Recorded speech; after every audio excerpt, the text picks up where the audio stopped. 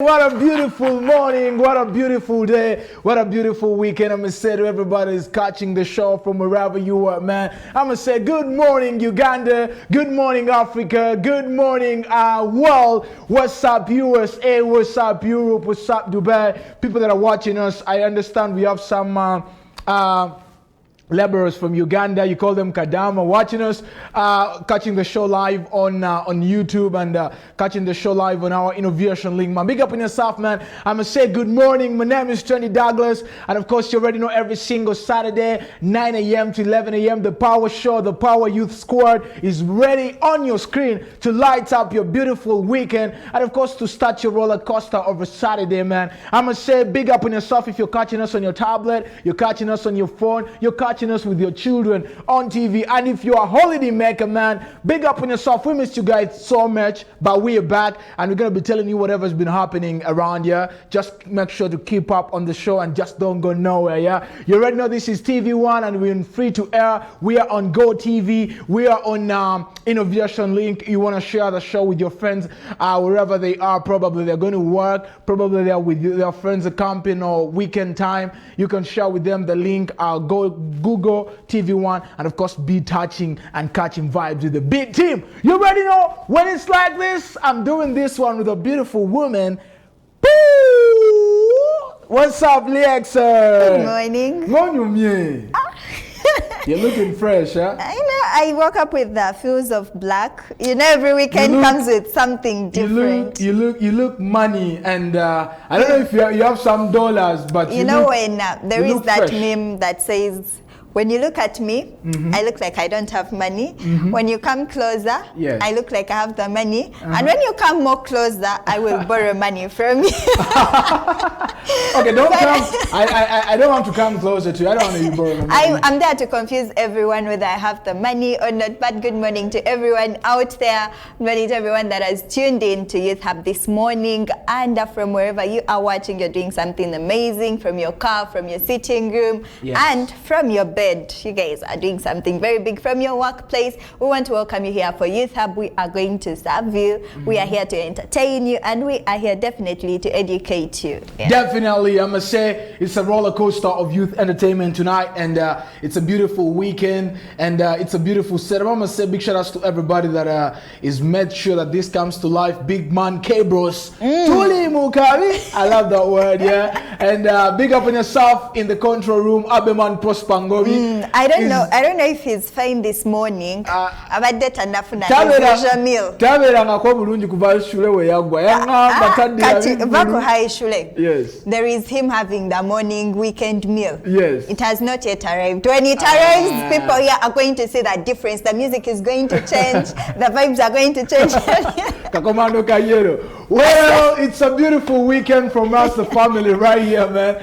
And a lot of things have been happening all over this week in Uganda. Yeah. And we've been catching in politics so much, so much vibrant, momentous moments. Actually, momentous moments all over this week. Politics has been taking the big part of the week and big part of the day. We have been seeing suits, dresses, people coming with their wives, and people coming with their husbands, and some people coming with a different wife for swearing in, and chilling with a different wife after the like the post swearing in celebrations. The after parties were amazing. Yes. Now this is what I recognized this week. The vibes were different, yes. The fashion, the suits, the dresses. Yes. Now the couples coming with different wives. That was swearing in for like the function at Kololo. Yes. They were coming with their wives, like the wife. Yes. But then the after party, you meet someone that you didn't meet at Kololo, and you're like, oh my God. Okay, well, Uganda, this on the 12th of May, we had the inauguration of the president-elect, His Excellency Yoweri Kaguta Museveni, being inaugurated into power, swearing in at Kololo, and we had very many dignitaries all over the world. International leaders came through. We had different leaders from Africa came through, and different heads of missions representing the Western world. We had the ambassador of the USA. and we had different leaders from Russia, we had different leaders from France, and we had the different representatives from different countries. We had the vice president, deputy president of Kenya represented Kenya. We had the prime minister from Rwanda came through to represent Rwanda, and we had Her Excellency actually Samia Suluhu representing Tanzania. But that wasn't the big part of the day, because these are people that are always on political events. The biggest part of the day was the fashion that was standing out when it came to this, the fashion that was really standing out when it came to this event. Now, actually, and the one that was really standing out was for the Commander Defense Forces. I don't know what is his name, but I call him General Muhoozi Kainerugaba. Is for the there first any time. other name you know? No, like I was about to call him His Excellency because of what is happening in the country. But when you look at him, he gives the sometimes. feels of he could be the next Yes. one. But talking about that whole event that happened this week, let's talk about how this event started. Yes. Yeah, now let's start with the president thanking his nation, thanking his people for voting him on Monday. Yes. Though people are saying they were disappointed, but this was a very big feel, you know, that joins for the first time. Yes. We were seeing Jones up there. He was appreciating his people. I don't know if we have a clip from Monday. I want to comment about the drone show that was happening before the drone show. Actually, we saw parachutes coming over. Exactly. And we saw some acrobatics happening also. And I'm like, I don't know if we are having the same and question in mind. And someone was agitating for a war between us and Russia, man. Right? You people don't put us in trouble. Now the question I have in mind is Yes. everything that was happening for over, like, let's say a month, the drones that were going over Kampala, and at some point we were scared and we're like, that person flying that car thing should be careful because it's not funny. What happened on Monday? Yes. What really happened? Because we expected something big, you know, we expected a lot of, I don't know. What stood out for me is seeing I don't know if it's Africa or Uganda, but I was seeing those flags like standing up in the sky with stones down them.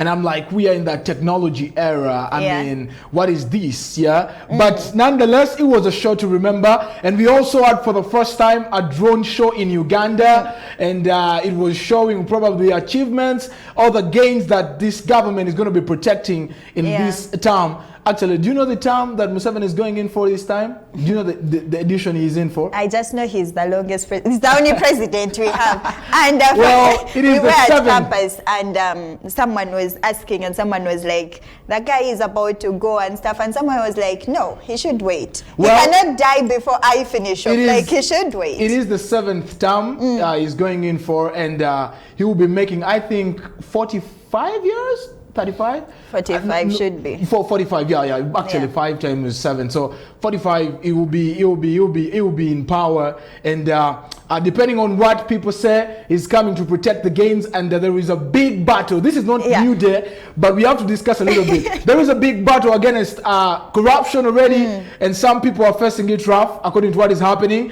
But that is not going to be us speaking about that. I guess Dr. and Rita Bakunzi, probably Anthony Mujeni will come with information. But for us at the youth show, what stood out for us, Yoweri Museveni was showing his achievements, and you see him right there. For the first time, I see something like that. Actually, talking about his 7th term, term, and the terms that have been there before this, I think I would really love us to break down some of the achievements that you know that he has achieved within these terms that are before him, and what we are expecting, or what Ugandans are expecting in this term. Yes. Yeah. Well, I just want to say, you know, credit goes where it is due. Uganda is peaceful, regardless of what happens. And Uganda is peaceful, and to we as the youth sector, regardless, you know, for us, we love technology so much, we love social media so much, and the fact that we have a free space, even though sometimes we have censorship of voices sometimes. Give, for example, the Computer Misuse Act that was passed. Some people were misusing it instead, and they wanted to suppress the voices on social media, unfortunately. But we thank God it was ruled out by the courts of law, and it is no longer an act. So we have social media running a blaze, and I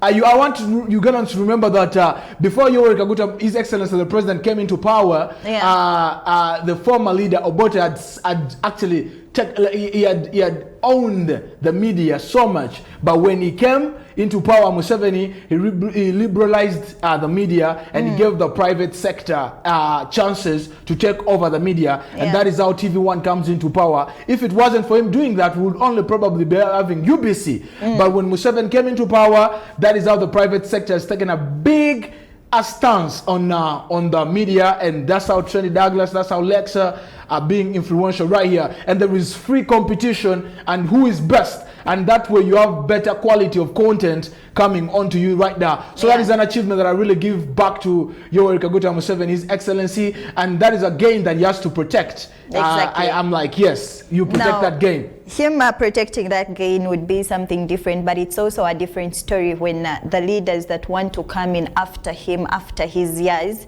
that is something very big that they have to protect. He has given Ugandans the peace. He has given them, I should say, a lot of peace, because in other countries we hear and we see on social media, when you say something about the president, something negative, they come for you. But here in Uganda, he gave us the freedom. The only thing you should not attack is his family members, his wife, and his kids. No. By the way, about that, before we get into the Gundi, I don't think that one they say that if you attack his family members, they come for you. That is a lie. But there are people that orchestrate that to happen. But I really think the president knows that he's a leader, and leaders are supposed to be held accountable. You understand? Exactly. So it depends how you're coming for his family. You're not abusing them, but you're holding them accountable. I'm like, these amounts of money were poured in the Ministry of Education, and the First Lady Janet Kataha Museveni is the wife of to the president, and we are trying to hold her accountable. Just like one time, I remember the former Speaker of Parliament, Right Honorable Rebecca Alitwala Kadaga, called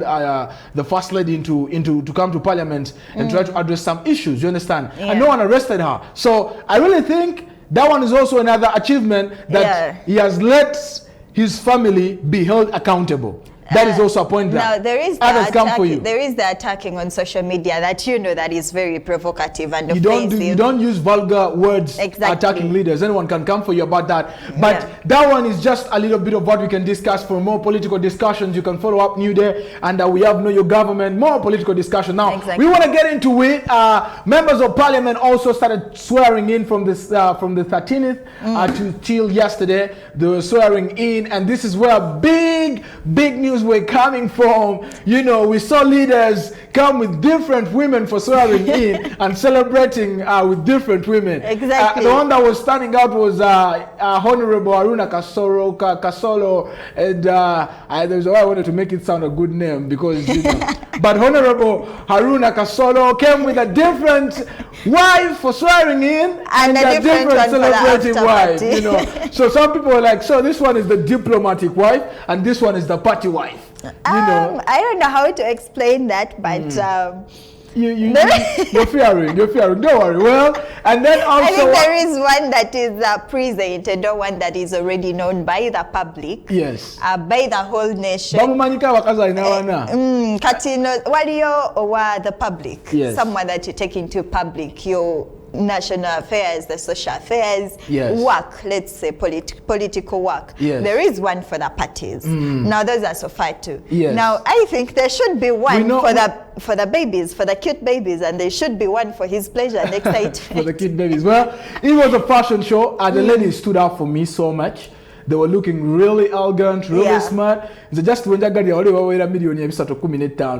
Now, talking about the fashion, I was really pinned down by the speaker's fashion sense. Anita Among. Yes. Despite the heavy words coming down on her on social media, on it. I don't know if Doctor is watching this show, but come Monday, I'm really expecting that you explore on a deeper basis, and you break down what is happening to actually, right when I saw because this, now people are telling us to call her the outgoing speaker already. When I saw this happen, and people are going down on social media about the price of the dress and all that, and now questions started coming and up, that is very true. And people are like, and how much does a speaker earn for them to be able to afford the dress and then the car behind the story? Now that is the point. This is the point. This is the first parliament in Uganda's history, the 11th parliament, that has been so luxurious, that has been a parliament of lifestyle. Exactly. You understand? Yeah. From the head to the other leaders. You understand? Where you hear people getting 500 millions for gratuity. I don't know, people getting 400 millions, and you're seeing people driving around in a 3.4 billion Uganda shillings car, man. And it's the first of its kind in Uganda. You know, it is really fascinating. But for us at the Youth Hub, and people that love trends, that is a story for us, yeah? You know, a Rolls Royce 2023 model, and some people that are asking how much does that speaker earn? According to what I was able to read about, she has a speaker, is one of the people, actually she's third in line of power in Uganda, and she has a budget of her own, and the budget formerly was 8 billion. Now it went to 18 billion Uganda shillings. Oh, wow. So 3.4 billions, I mean, that is peanuts to her, you know. And that is something very small. $8,000 for a dress, because I was seeing a dress, because one thing I know about the speaker, she will never go for something duplicate. The fact that she has conversations with people like the Pope, people like Joe Biden, she can never go for something that is duplicate. She had to go for something. If you see a dress that looks like what is on the internet that is running for $10,000, that is definitely what she's having. So some people are calling her the Marie Antoinette of Uganda. Yeah, but she gave feels of Marie Antoinette. She gave feels of Queen Elizabeth. And talking about her dress. I was really something. You know that one time when Marie Antoinette, I don't know if some people watch history, I read history, when she said, if you can't afford bread, then buy expensive cakes. Exactly. So there was a meme that was saying, if you can't afford a Benz, go and buy a Rolls Royce. Now that was talking about the time when the fuel rates had gone up, and they put up something, and the president was like, if you cannot afford fuel, stay home. You know, this yellow dress, this yellow flower embroidered dress, was $8,000. And she really looked good, as a matter of fact. It gave out feels of a responsible woman, a responsible mother. Not a responsible woman, but a luxurious fashion star. But now that brings us back to the question of them being luxurious, and them putting on outfits in dollars and driving cars that are more expensive. By the way, someone might be asking, what is 8,000 in Uganda shillings? That's approximately like 32 million. 32 million Uganda shillings for a dress. I think now everyone understands the question of how much does the Speaker of Parliament earn. 32 million for But I don't want them to forget that the Speaker of Parliament has her own budget. And so she has a budget, and that budget is 18 billion formally. That's why I really think President Museveni was like, And let's also not forget that she owns a school in Mukedia. Owning a school cannot, my friend. Yes, now what I'm trying to say is that she has several sources of income. She's not only relying on the payroll, on the government payroll. She also has other sources of income, and maybe that is how this lifestyle is being funded and it coming up. So she came through, and she came through with her husband, Honorable Hashim Magogo, also the president of FUFA, and it was also looking smart. I saw them, and this is a power couple that always looks stunning. I was waiting to see the Abalongo, but the Abalongos didn't pull through. And then also who stood out for us this week was General Kainerugaba Muhoozi. People say that for the first time he appeared for a national event without the camouflage army uniform. He came through in a green general outfit, and it was really looking stunning. And I must say that outfit was really giving smart. And I love how he was taking on the responsibilities of his position at this event, the handover, the sword. And he was. Sometimes I'll be watching Muhoozi and I wonder if he's the guy that is behind his Twitter handle. Now, looking at him during this week and looking at his Twitter, his X, I started having questions. Is this the guy behind? But about what is on Twitter currently, I really think he's the one, because for him, he told us from day one that I'm against corruption. So if he's the one on Twitter right now, I agree. But there is a time that comes when he's looking for those Turkish Beyonce women, and I'm like, but talking about him being against corruption, there is a guy he went so much on. They're going to come for the producer. Now that is the dress. It was really looking good. $8,000. She looked so smart. 32 million dress. 32 million Uganda shillings. But, in a country where getting 10,000 is an achievement. In a country where having lunch is a privilege, and going to a hospital and get attended to is a big win for you. And actually, people congratulate you, be like, "Where see me?" Being a private win. Going to the hospital, that is, you've gone very far. Someone having 2K for lunch, yes, 2K for supper, or a family having dinner, 3 meals a day is hard. In a country where Abe prospers to organize the Ashule Kala Festival and gets profits, someone is putting on a 32 million. But then I think designers in Uganda could pull off this dress. For us, we want luxury. You want the designers. But this is something that the designers in Uganda can do. By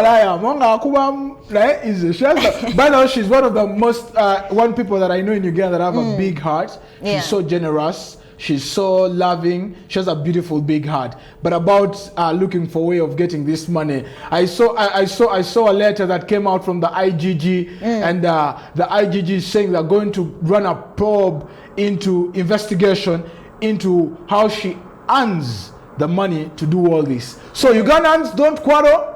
Don't make noise. Investigations are coming. We shall be knowing where Amon gets the money. So it has been a week of politics and a week of what's happening and swearing in. And right now, all the members of parliament that we elected on the 15th, was it 14th? 15th.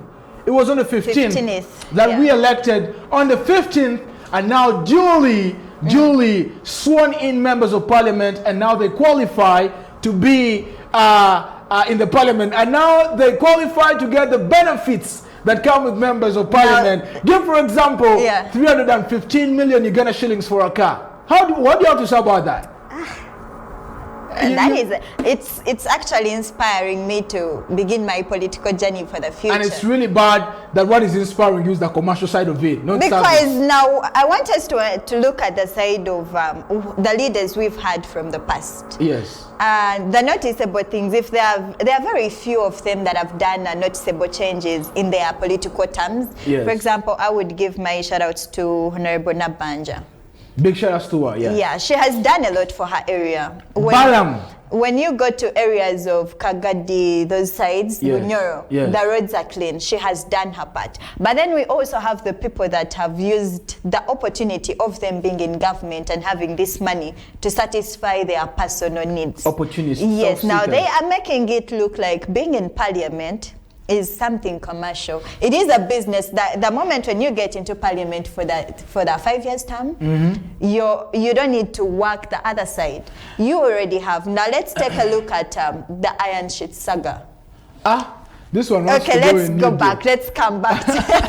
Okay, now I would like us to speak about some of the benefits of members of parliament when they get into power. Yeah. First of all, 315 million Uganda shillings for the car. And they're going to be having a 6 million monthly salary that runs every month. And they'll be having family health insurance that covers for 5 people, and they will be having fuel benefits depending on the constituency, but approximately starts at 31 million Uganda shillings, and they'll be having a free iPad.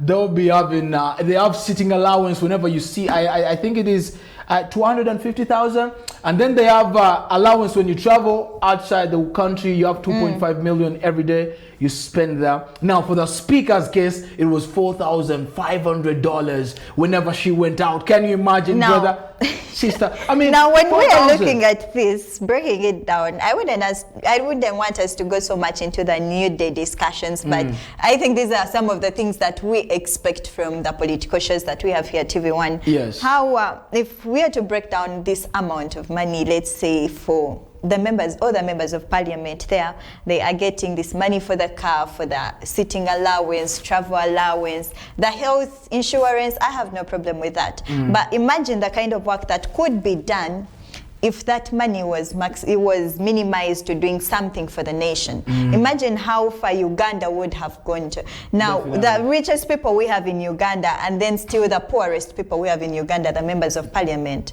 they do not use the funds to develop.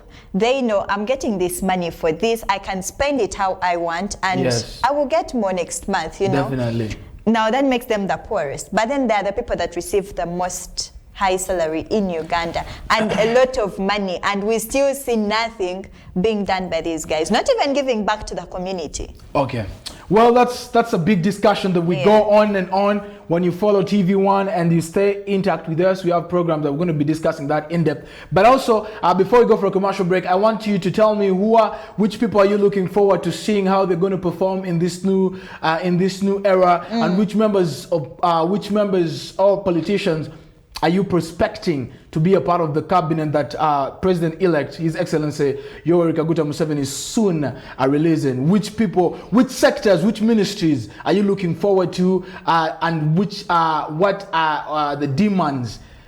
Which ministry are you looking to demand from so much this incoming tenure of President Museveni? Now let's start with the department that I'm expecting so much from, the military. That is the defense, Ministry of Defense. And he's under right now formally is Honorable both. We don't know who is coming in next, but now I'm taking this. Why do you want military, my friend? Is the CDF? Yes, just I'm taking CDF. this under him, under his department. Corruption free. When they handed over the project of the stadium, the Hoima Stadium? Yes. You saw the outcomes. Yes. You see how great it is looking. Yes. Now I'm expecting to see more projects being handed over to the army, to the military, for them to handle this, because we know he's a corruption-free guy. Yes. He's not going to squander the money. It's a family thing now, I should and now, say. Speaking about General Kainerugaba Muhoozi, even when Ugandans have their own they have their own thinking about him, but I want to give credit where it is due. Ever since General Kainerugaba Muhoozi came into administration of this country, we've seen very many things get done. We've seen the roads infrastructure that has been given to the Uganda People's Defense Forces to work on the engineering brigade working up, and we've seen people being held accountable. We've seen people being shaken, people that were not shaken. So I just want to say that if we have Kainerugaba Muhoozi in the next tenure in the administration of this country, I really think Uganda will be somewhere, and it will be a big win for us. It will be a big fight against corruption. Exactly. So we're looking forward to seeing what it's going to do, and we pray that it remains the CDF. And also, I don't know, but I really feel like you should be put in a position where you can question everyone. That would be so good. You can question the speaker, you can question everyone. I mean, because he's a corruption free. Now, when you say can question everyone, including his father. Now, the next department that I expect so much from. The father has no problem. The next part that I expect so much from is the justice side. Justice. Yes, I would love to appreciate. Free all political prisoners. That could be what I might be asking for. Exactly. Now, that aside, I would love to appreciate them for the fact that they are taking the murder of the kids that were murdered in Gaba so serious. And this guy, I would appreciate the effort that has been added to handle this situation. Now imagine if the public was not involved in this case, how it would have been dismissed just like that. But because the public is so much interested in this case, we have a difference. We are thinking going to pay for his sins, I should say, on earth, and maybe God knows what he'll do with him. Now imagine if other cases besides murder, let's say corruption, were handled with such seriousness in this country. Yes. It would be a different thing. Uganda would be very far. So I would expect so much from the justice side as well. Well, as for me, I'm looking forward to seeing the Ministry of ICT. I'm looking forward to seeing, listening from the Ministry of Youth, and so much from the ICT, the advancement of the artificial intelligence, how it's going to be of advantage to Uganda, and we're looking forward to seeing how it's going to be an additive to the youth sector, being that we are going pro ICT, we are going pro artificial intelligence. We are looking so much forward to see how it's going to run. And how they're going to involve the youth into this program of ICT. So formally, it was Honorable Chris Balyomunsi, the Minister of ICT. We don't know who's incoming, but whoever is incoming, we are looking so much forward to seeing the advancement of technology in Uganda, because we are seeing other Western countries and other African countries taking a big toll on technology and the use of ICT, AI, and we're looking forward to seeing that in Uganda. And to gender, youth, and like gender, Ministry of Youth, gender, and everything around it. Formerly, it was Honorable Balam Balgahara. But right now, we don't know who's incoming. But whoever is incoming, we are looking at how you're going to be adding, or you're going to make the youth inclusive into the policies of the country. That is one thing that we are looking forward to. And we as media personalities and journalists, we really agitate for that so very much, that it be a part of that. I'm so happy that the parliament has very many youths that are in it this tenure. So we're looking forward to seeing how it comes out. To involve them more. Yes, to involve them more in this 7th term and how it runs. That is the talk today at Campus Heat and Youth Hub. And we're going to run for a beautiful short commercial break. And we are coming back. So in a short while, we are coming back in a short while. We have career guidance, and it's going to be a topic of discussion in Real Talk. Just don't go nowhere. Sit up right here and let's get back. Got you. Let's get back. Welcome back, beautiful viewers. Welcome back to the biggest youth squad, and of course Youth Hub. You already know, every single Saturday 9 a.m. to 11 a.m. we are on this beautiful roller coaster of youth entertainment. We serve you fun vibes, we serve you edutainment, and at the same time we also talk to the youths in sectors like the Real Talk. We also do speak to people that want to go chill out all the time. You're looking out for hangout zones. We have Youth Explore right there for you, and this happens every single Saturday. We're on free to air. We're on Go TV, and right about now, you know what I mean when I say we are back to talk to the youths. We are going to be speaking a lot of English, and a lot of understanding is going to be coming to you down there. And you know, when Lexa sits on the far left, it is time to do business. Hey Lexa, talk to me, girl. Hey, Trendy. Yes. And I don't even know what to say. I don't know what to begin with this very morning, but it's a wonderful morning, and having two ladies on set is making it even more better. The two guests now, plus me, we become three. I have to say, the scent game to me is mwah. Put it on, I am like in a perfumery, because they all smell so good. You know, when you talk about so Corinne, which scents do you guys use? Give us recommendation. We also want to smell like you guys, man. We want to have Chihuahua assured. Okay, we shall talk about that when we get off the set. Back to you, Lexa. And today we've come with, I think people have been getting used to us coming and talking about the education system, how it should be reformed. But for today, we want to dive a little bit further from that topic of education. We want to explore something new, as we always do here. And with the panel that we have today, before I take you into the discussion for the day, the topic, I want us to have an introduction, a brief introduction from our guests, and then I can introduce our topic and know what we are here for today. And I think I'll start with the very one right next to me, the beautiful lady. Yes, thank you very much for hosting me. My name is Isimbi Gaela Dorcas. Dorcas in English. Is Cindy? No, Isimbi. Isimbi, I-S-I-M-B-I. The good thing I have Dorcas. Exactly. Dorcas. What's up, Dorcas? Nice having you on the show. And I think Dorcas. I want to push the microphone back to you, Trendy. Yes. To push it to the lady right next to you as a gentleman. Yeah. So that Definitely she are from Dorcas. We have another brown sugar in studio. And I know some people that are good friends of TV1. You've been seeing that beautiful voice that speaks complicated terms when it comes to a certain show called Vision Voices. But today, we are blessed as Youth Hub to host her on the show. I hope that she doesn't bring the complicated terms of Vision Voices on our show. Welcome to the show, beautiful woman. Introduce yourself to the viewers. Oh yeah, hi.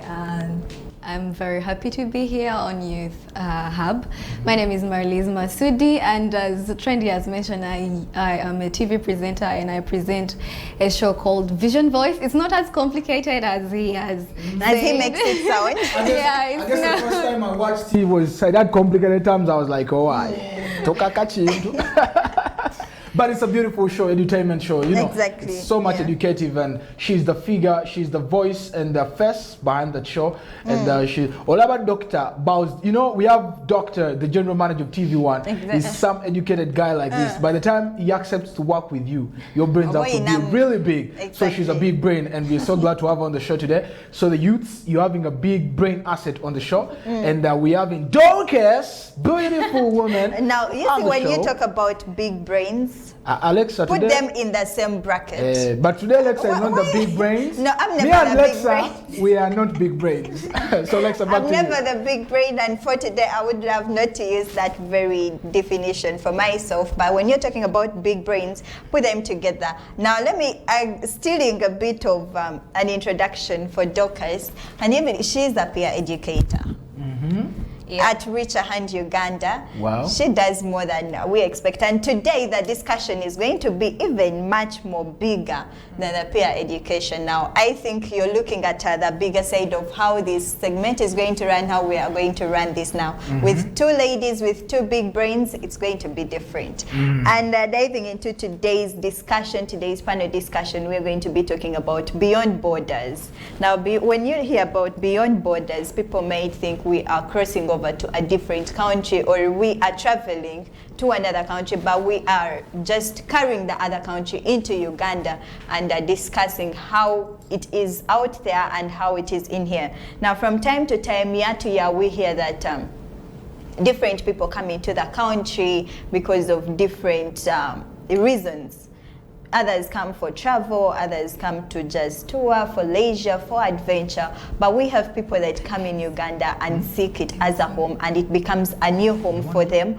And today we want to talk about that. We want to talk about these people that come into the country, how they are treated, how their if their rights are being respected. We want to hold that entire conversation today. I think it should part of it, because most of it will be pushed back to Vision Voice. But we want to steal part of that topic and have it here at Youth Hub. We want to understand the life of, I should say, a refugee in Uganda.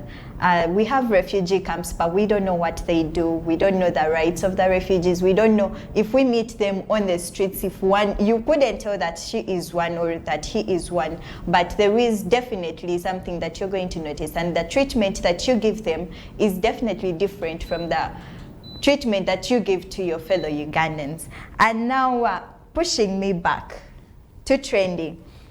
What is your feel about us having the camps in Uganda, some of the examples of the camps that we have in Uganda, refugee camps, and what they have so far done for these guys?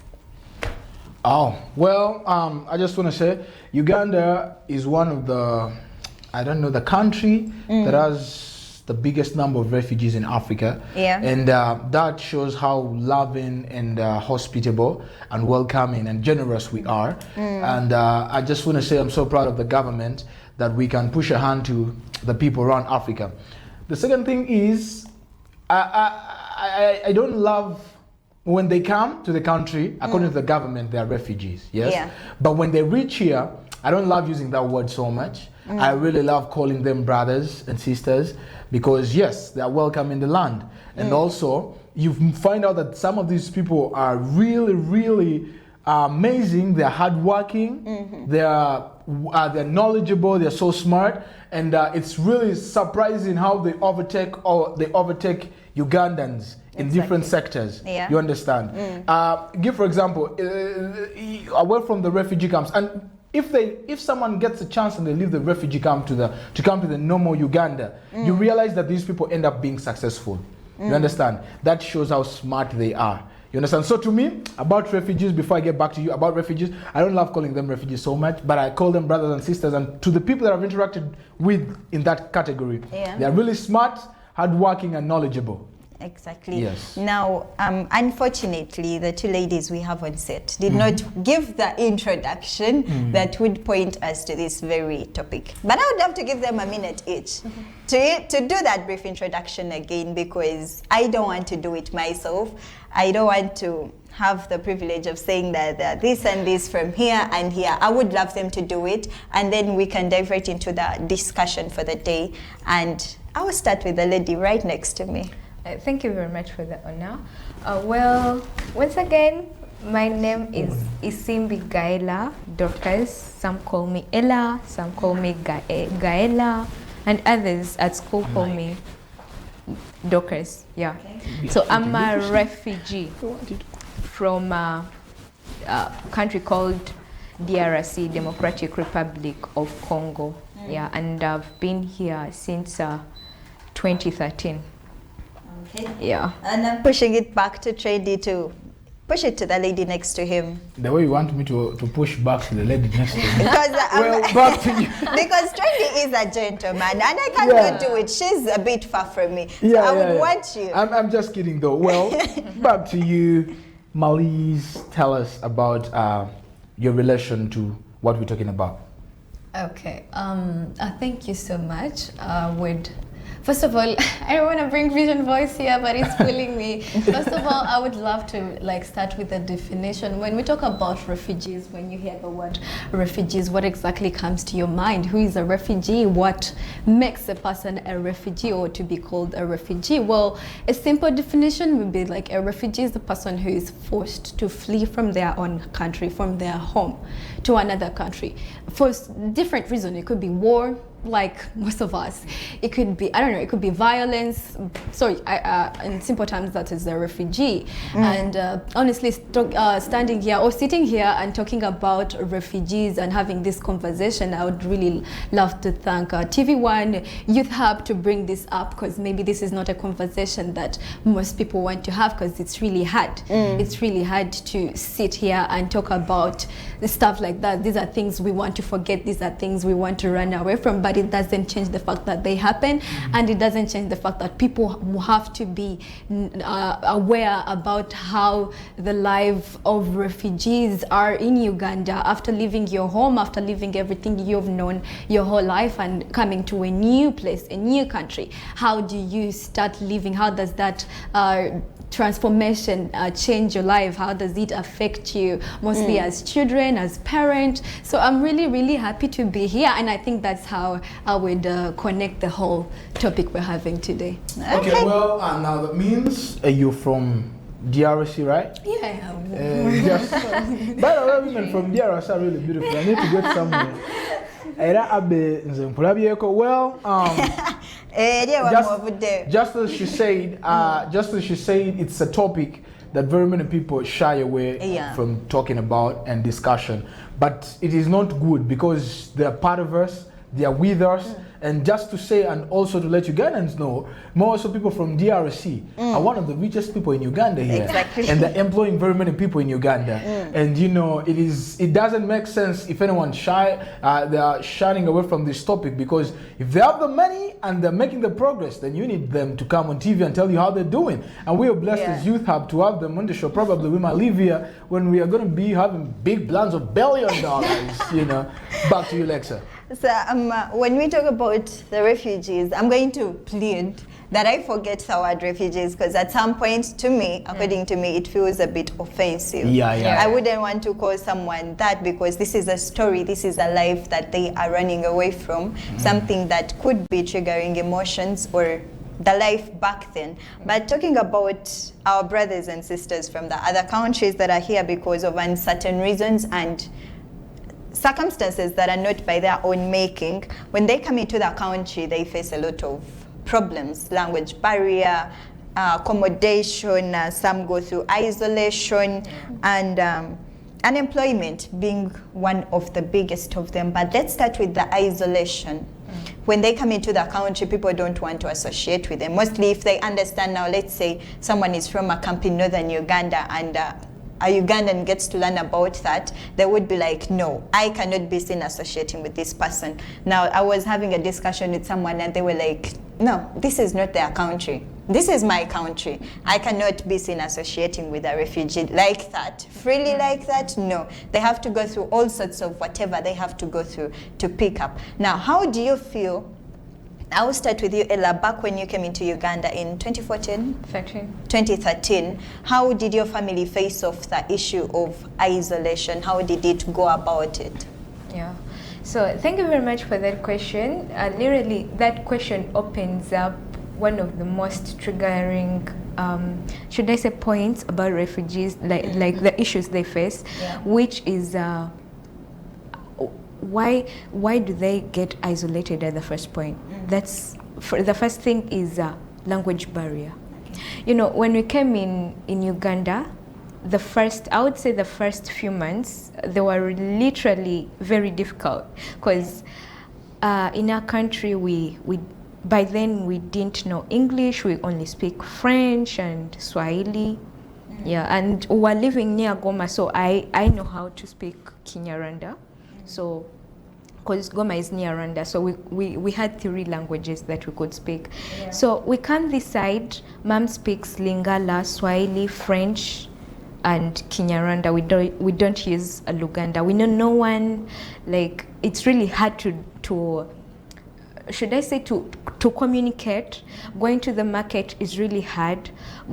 Speaking to neighbors is hard.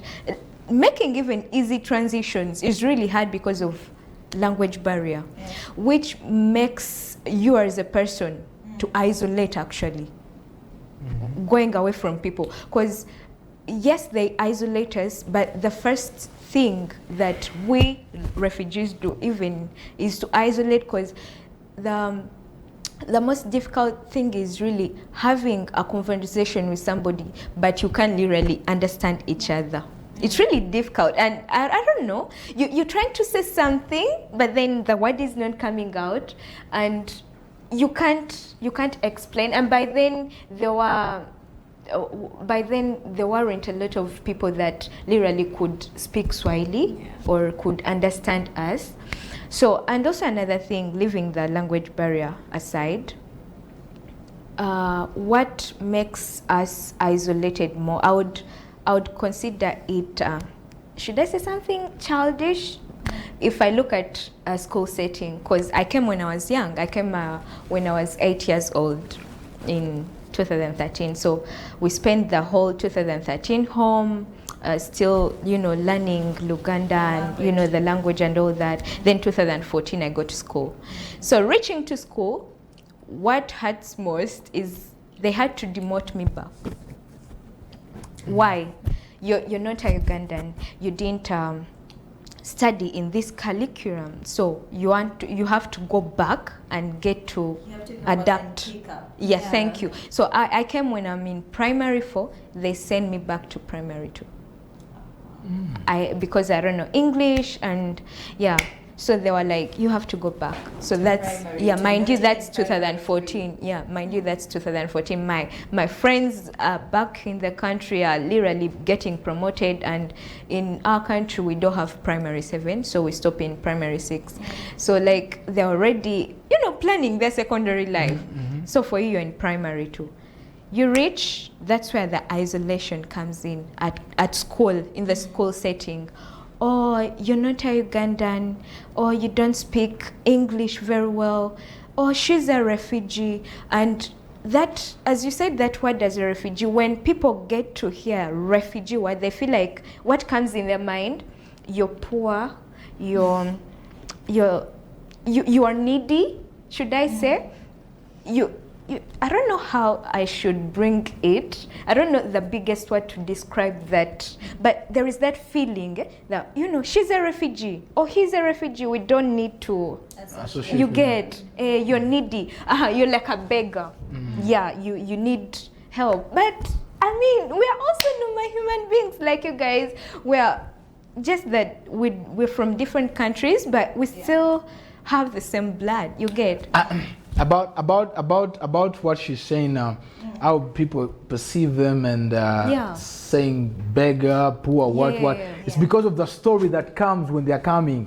They're running from, give for example Somalis, they're running from their country because of war, you understand? So they be assuming that the fact that you're leaving your country to come to our country, that you come with nothing, so you're poor, something like that. But I really want to really tell Ugandans and everyone that is watching us that it's really different, because actually these people might be coming with nothing, because the ones I've seen, they come with nothing, but in a few years they accumulate much more than even they that have been here for years, you understand? Which is really surprising. Why?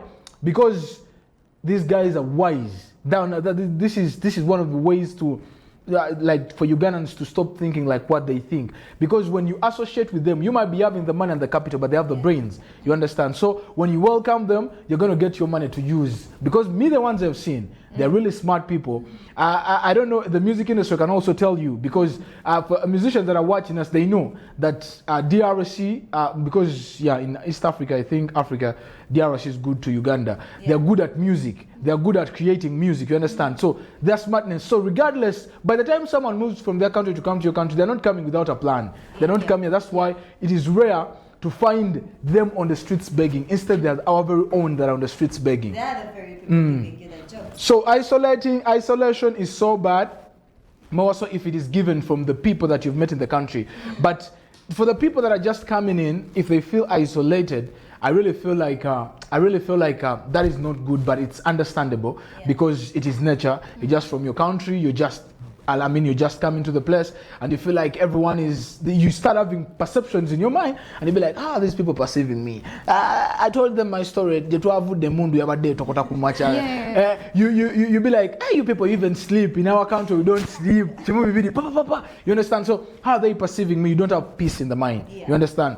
But I feel like it is always good to accept what is on ground. If you've come to Uganda, you are welcome, and then you start running, like you start doing your life like on a normal daily.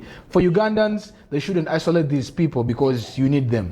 Yeah, then talking about the isolation, I think it leads most of them into depression because now you're being isolated in the community. No one wants to interact with you. It becomes hard for you to live your life, and you get into a very big depression. And right there, that was something very touchy. Almost got a tear out of my eyes. And I'm going back to Maliz. Which year did you come to Uganda? 2013. No, 2013. Yeah. Now, I believe the systems back there were, I should say, more rigid and not so developed. They were not understanding how to handle you guys or how to help you adapt to the living in Uganda, to how we live in Uganda. So by the time you came in 2013, what systems or organizations supported you? But going back to the isolation part of it, if you allow me, I would like to add something on that. I remember fighting like 3 times while fetching water with some kids because they used to everywhere I would pass they'll call us Vazaire.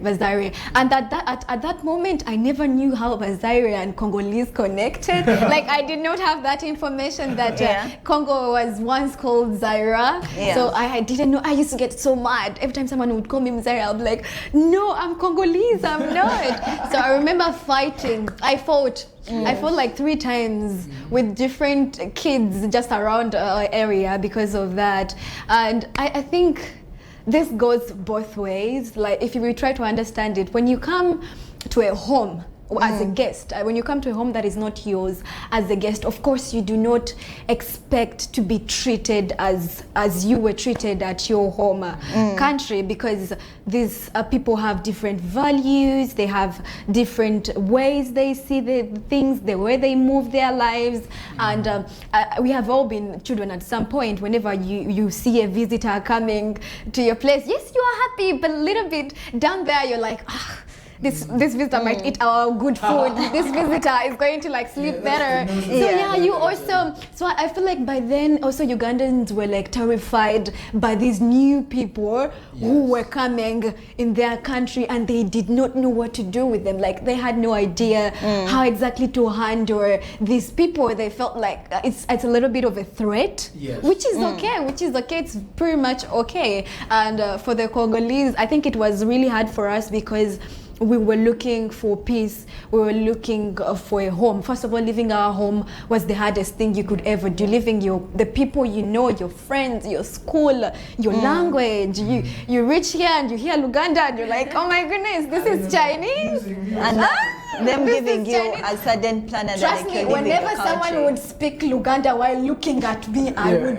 know that this person is abusing me. I did not care what they were saying. My mind would tell me, this person That's is offensive.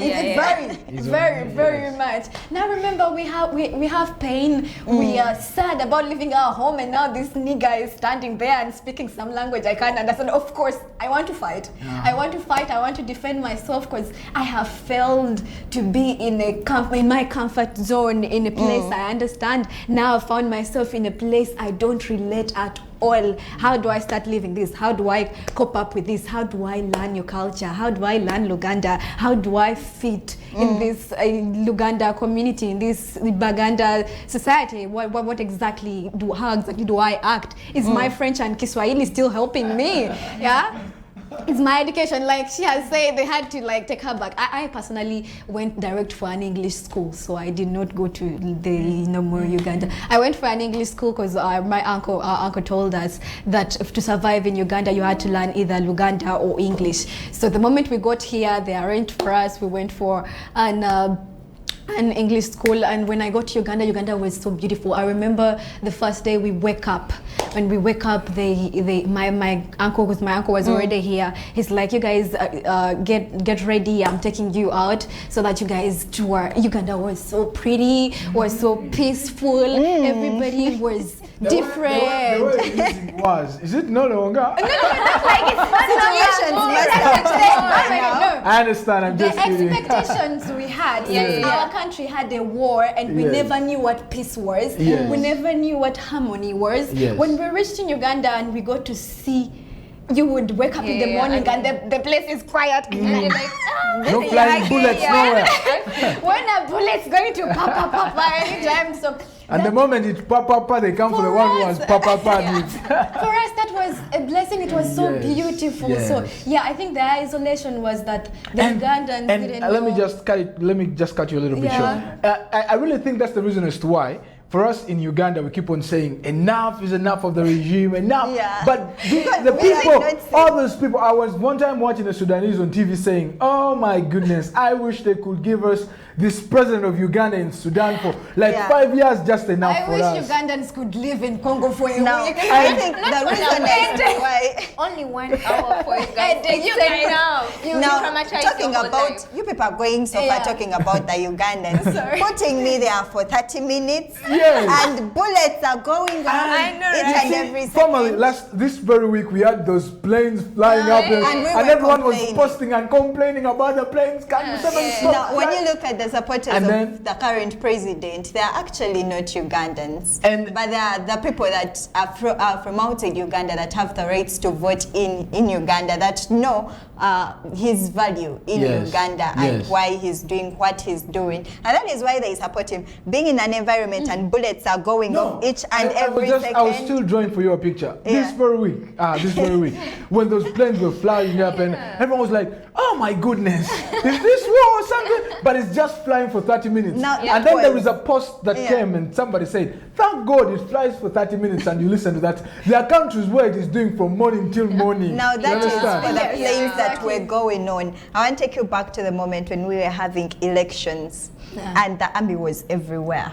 Yes. And on the very day of electing the president, areas of Kawempe and those sides, they were having a little bit of chaos, and they sent the army there, and I wish they would testify what had happened there. I'm getting that feel of whatever happened, the beatings and the disciplining of Ugandans that happened there is like a 20 minutes thing in Congo now. I'm putting Congo into Uganda, and I'm seeing us Ugandans dying in the very first 2 hours of this happening. Life would get very hard. Life would be so hard. It is so bad that people value so much in illusions, or when something is gone, and they be like, I wish if I had that thing there, I would be like this. That's valuing something that is not there. Exactly. But then after having it, the value dies. They now when it goes away totally, then you start, oh my goodness. So I really think if you're discrediting this government,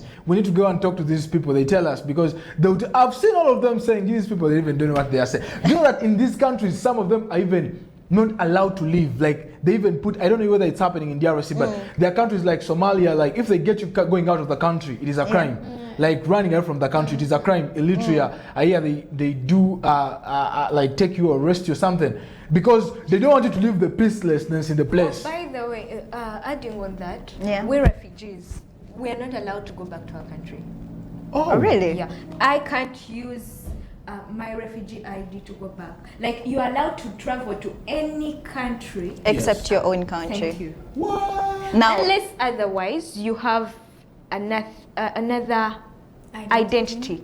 But if you're using the same identity as a Congolese, as a refugee, Oh, you can't. that is Oh, it's- that one. I must say it's a good venture by the president, because we are going to get married with these people crossbreeding. now this is Yeah, when we you're are. looking No, at the it is like this. positive side. When we get married for Uganda and we go like we are visitors, tourists. Picture yourself, you're allowed to go to any other country No, apart from Uganda. no, you're not allowed to go even visiting. Yeah.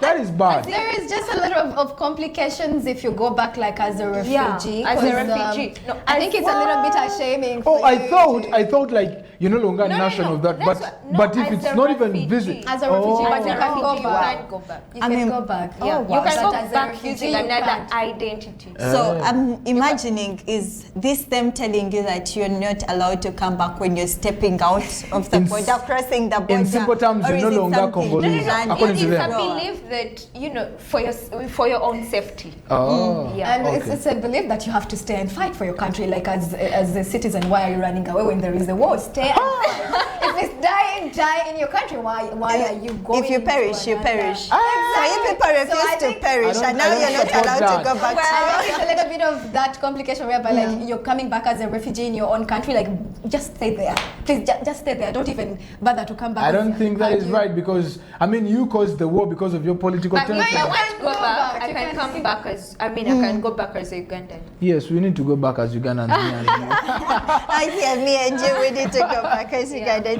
Now coming back to the point of which organizations were there back in 2013 that helped you settle into Uganda, that helped you to adapt, that also welcomed you and was like, now that you are here, you're going to be part of us, because I believe the system back then was rigid. It was not clear. It was full of, I should say, corruption. They give money for such organizations and they are using the money. So which organizations, which systems helped you back then in 2013? Well, according to what I remember, I don't remember everything, but I remember the first place we went to, like immediately after reaching in Uganda, we had to go to Old Kampala Police to register as new refugees. Then from there they give you, how they call it? I know it in French. It's attestation familiale. The status of the the family. status of the family, they give it to you before getting Like an ID. you register. You register. Yeah, you tell your story, how you came, why you came in Uganda, or why you ran from your country. Then they give you that statement to show that you're a refugee. You are a new refugee in Uganda. Then from there, they tell you according to your story. They are the ones to decide where to take you. Now, have you heard of camps, of refugee camps such as Nakivali, Changwari, and there are a lot of camps. Chaka. Yeah, Chaka. So, according to your story, you get it. It's where they base to give you a settlement in Uganda as a refugee. So they can send you to whatever, to Changwari, Chaka, Nakivali, and they'll be providing food, education, and I heard that they even agriculture. I heard that they give them a farm where they can literally So if you don't want to be in the camps, you're free to say that I'll stay in Kampala, but then I'll take care of myself. So that's what my mom did. You get. Okay. So she was like, me, I can manage camps. I mean, like you see where you're from, like, yes, there is a war, but you've not been used of that family. I mean, that life of being in a village or So she's like, no, I'll stay in Kampala and I'll get my own job, like maybe find a business or something. I'll take care of my family. So yeah, you're allowed to stay in Kampala if at all you can literally manage to take care of your basic needs and education, and yeah, you get. So those incomes literally don't, the people that literally can't manage to take care of their basic needs. Okay. So that's why they're taking what? Incomes. Am I right with it? Yeah. The people who are in camps, some of them actually decide to go in camps because of the whole benefits.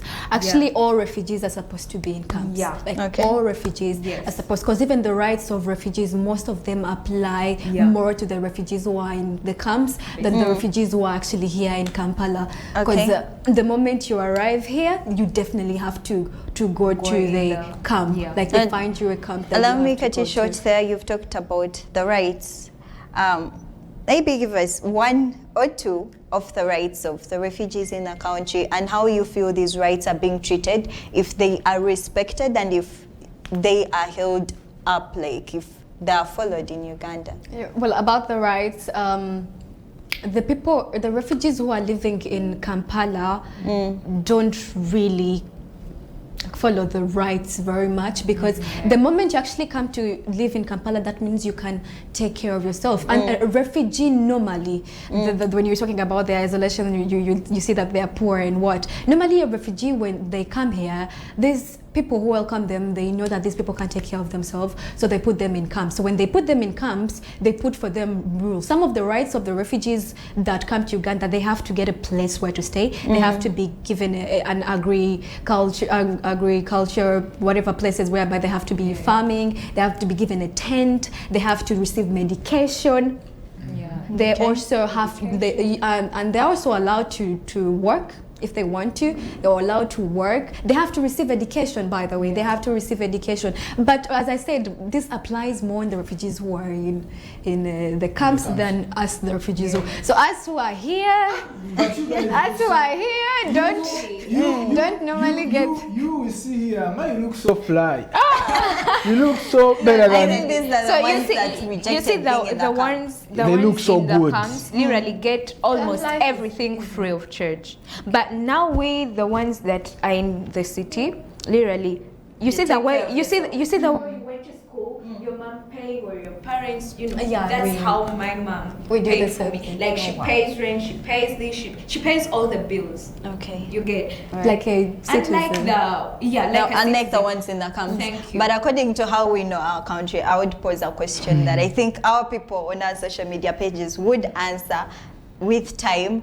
Do you think these rights are being held up in the refugee camps? Do you think they are receiving education, the free medication, the food and everything? Do you think they are receiving it? They are being treated right? Now, the question... This is you outside. No, inside the camps. They are. Now, this is the question. The right question is, Malise, according to the way we know our government, and the government has no problem. Funds may be released.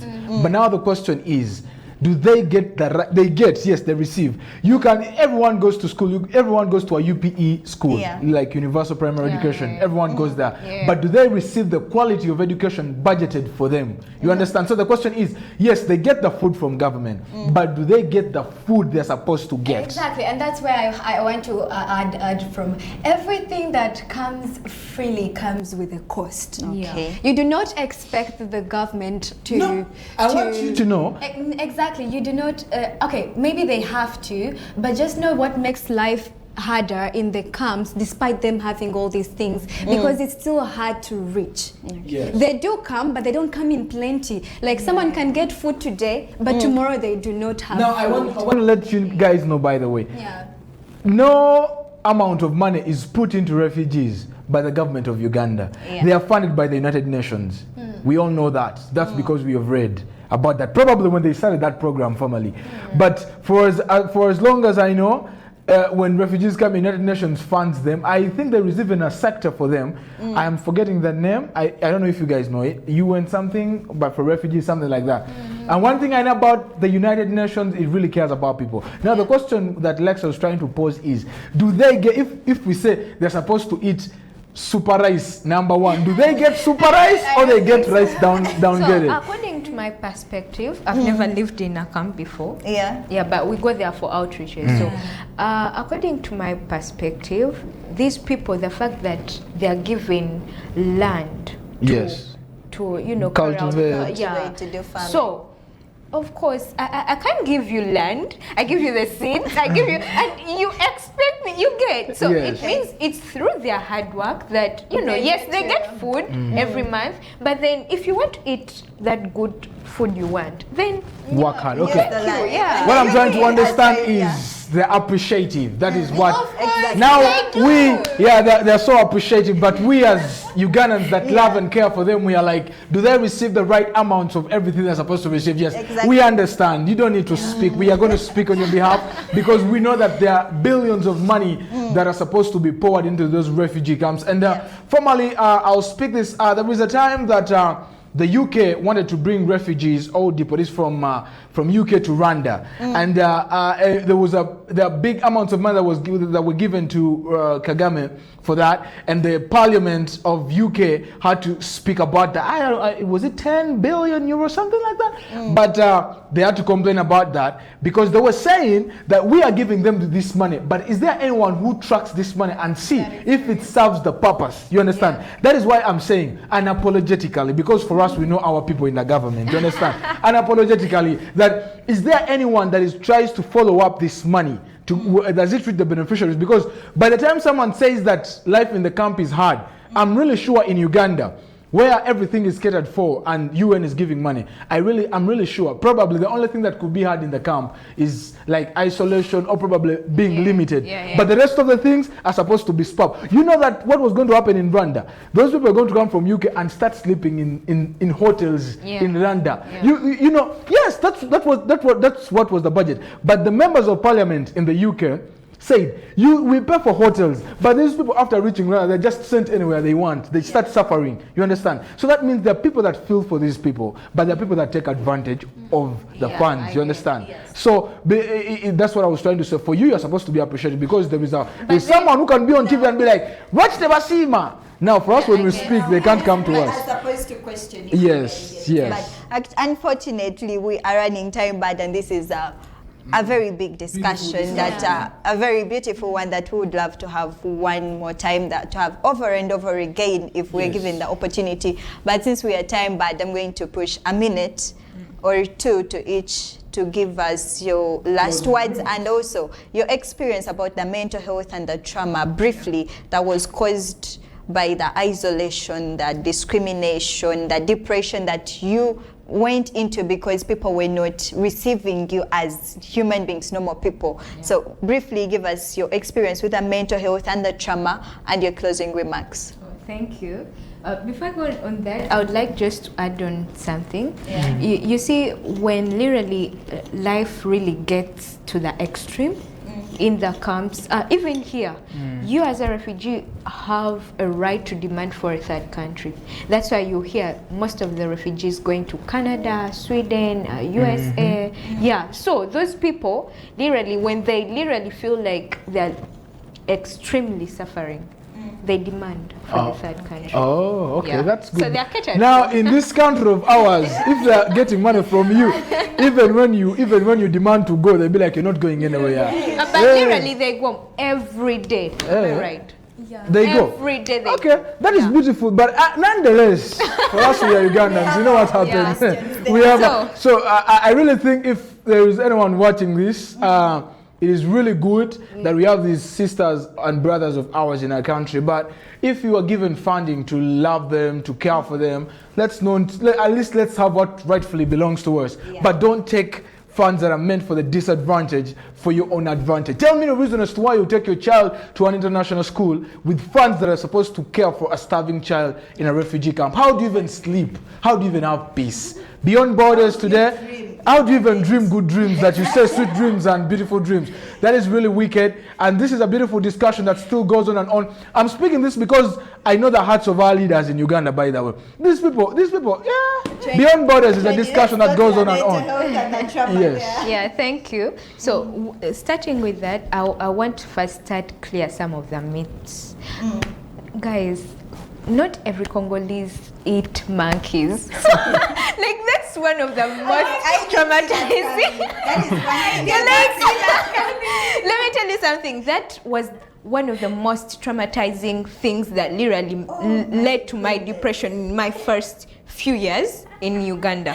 Like, you know, when you're trying to interact with the community, trying to make friends, create friends, you know, associate, you invite them, come for food. Like, you know, in our country, we like sharing, literally. So mom cooks a lot of food and she's like, go invite your friends. And you hear the mother saying, don't go to their house, they'll give you monkeys. Like, what do you mean? Like, not everybody eat, and I've never seen any Congolese eat a monkey. Yes, I hear that Congolese eat monkeys, but not us. Do you eat?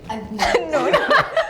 So we don't eat monkeys. So Be like, question. I'm be defending everybody. Are you not eating monkeys? No, we don't. And you people are changing the perspective. I'm going to be looking at these guys every time I see them. I'm going to be having a question. no, in like my mind. literally, Like, no. I'm just clear. Are they the ones that she hears they eat monkeys? No, but I think that was long ago. You see, just like you have meat, I don't know if it's meats or what, but in Uganda that you people eat people. No, okay, not Yeah. Even the president was in Bukunja saying, did you stop eating people? So does it mean fact. that you eat? No.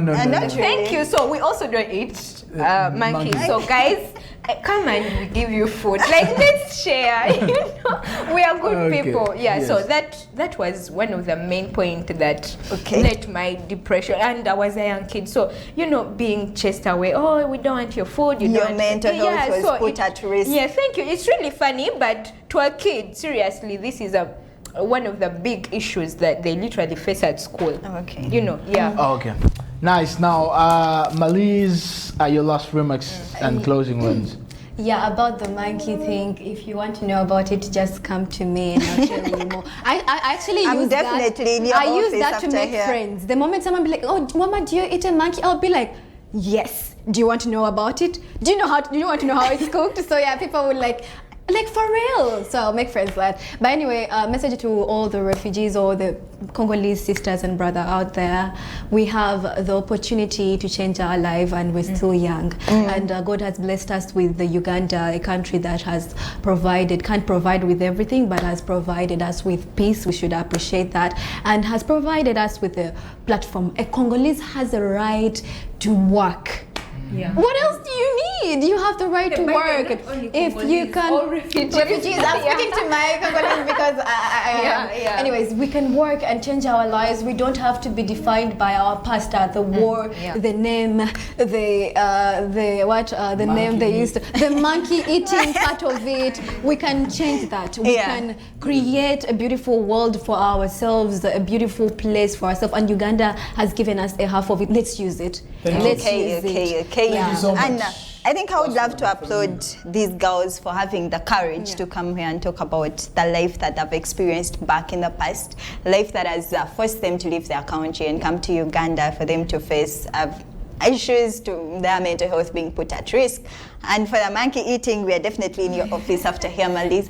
And I would love to thank everyone that has been watching Youth Hub from 9 a.m. and it's a minute away from 11 a.m. That is so amazing. You guys are doing so much.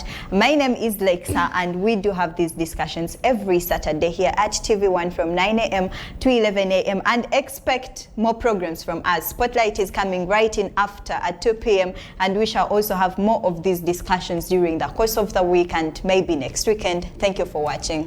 TRENDY is my name every single Saturday, 9 a.m. to 11 a.m. We are on Youth Hub. You can find us on GoTV, free to air, Innovation Link, Google TV1, the first website you set your eyes on. That's how we do it. Immediately at 2 p.m. we're coming back, Spotlight Show. A lot of stuff has been happening. We had Spice in Uganda last weekend, and Linus yesterday had a show. Scott didn't pull through. Let's get back. 2 p.m. Spotlight. Don't go nowhere. Love you.